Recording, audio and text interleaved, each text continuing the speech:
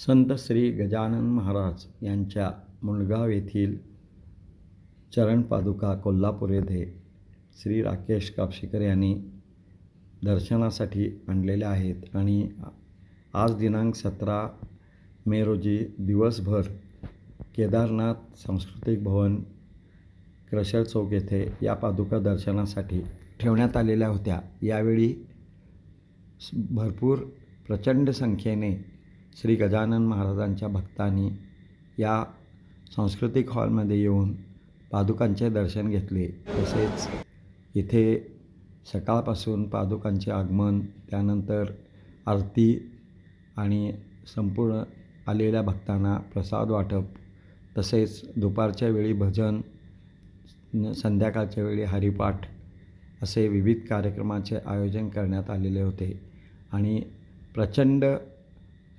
गर्दीमध्ये आणि जनसमुदायाने या गजानन महाराजांच्या पादुकांचे दर्शन दिवसभर घेतले आणि संपूर्ण दिवस या सांस्कृतिक हॉलमध्ये भक्तिमय असं वातावरण होतं आणि आनंदाचं वातावरण होतं आणि संपूर्ण दिवस कोल्हापूरवासियांना श्री गजानन महाराजांच्या पादुकांचे दर्शन या कार्यक्रमामुळे झाले आणि संपूर्ण दिवस आनंदाच्या वातावरणामध्ये हा पार पडला।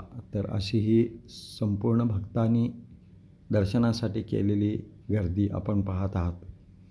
संध्याकाळी पुन्हा एकदा आरती झाली आणि या आजच्या दिवसाच्या कार्यक्रमाचा समारोप करण्यात आला।